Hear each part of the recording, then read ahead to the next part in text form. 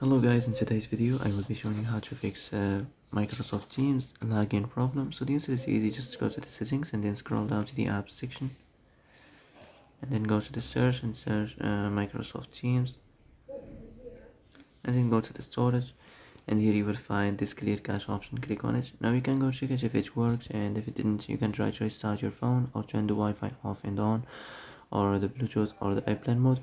Also, you can try to clear data, but be careful. If you clear data, all these applications data will be deleted. This includes all files, the settings, the accounts, the databases, etc. So be careful if you want to clear your data.